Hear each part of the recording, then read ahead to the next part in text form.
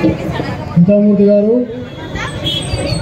వారణాసి అనేకమైనటువంటి పుణ్యక్షేత్రాలు చాలా కార్యక్రమాలు, సేవా కార్యక్రమాలు చేపడతారు. భారతీయ జనతా పార్టీ మాజీ మహిళా మోర్చా అధ్యక్షురాలుగా ఆమె ఈరోజు మాట్లాడాల్సిందిగా కోరుతున్నాను. జై శ్రీరామ్. జై శ్రీరామ్.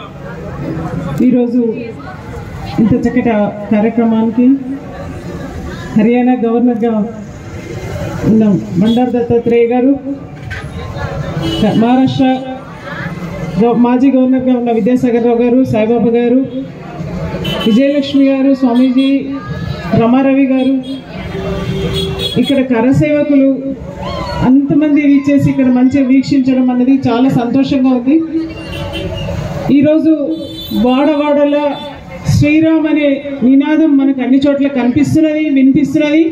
ఎక్కడ చూసినా కూడా ఒకలాంటి ఉత్సాహం. ఇవాళ ఇంతవరకు మనము ఎక్కడెక్కడ ఉన్న వాళ్ళమంతా కూడా ఇవాళ జై శ్రీరామ్ నినాదంతో వాళ్ళలో ఒక హనుమాన్ శక్తి వాళ్ళలో ప్రవేశించి ఉత్సాహపరుస్తున్నది.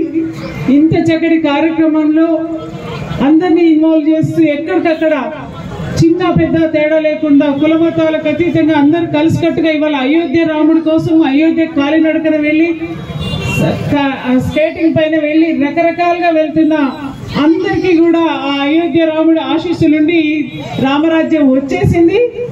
మనం అంతా ఇంకా కళ్ళు మూసుకొని ప్రశాంతంగా ఉండొచ్చు అని చెప్పేసి మనకి రాముడు నిరూపించారు. ఇవాళ ఇంత చక్కటి కార్యక్రమంలో నన్ను భాగస్వామ్యం చేసినందుకు విజయలక్ష్మి గారికి, దత్తాత్రేయ గారికి పేరు పేరున ధన్యవాదాలు తెలియపరుస్తున్నాను. దత్తాత్రేయ గారు ఎక్కడున్నా సరే ఎవరిని మర్చిపోరు. ఏ కార్యకర్తను ఎక్కడెక్కడి నుంచో ప్రతిసారి గ్రీటింగ్స్ వస్తూనే ఉంటాయి. ప్రతి అకేషన్కి ఒక గ్రీటింగ్స్ వస్తూనే ఉంటాయి.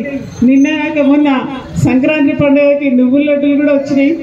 ప్రతిదీ గుర్తుపెట్టుకొని ఒక కార్యకర్తను మర్చిపోకుండా ఉంచడం అనేది ఒక నాయకత్వానికి నిరూపణ. దత్తాత్రేయ గారు అది ప్రూవ్ చేస్తుంటారు ప్రతిసారి. వారికి ప్రత్యేకంగా నేను ధన్యవాదాలు తెలియపరుస్తున్నాను ఈ వేదిక ద్వారా. Thank you.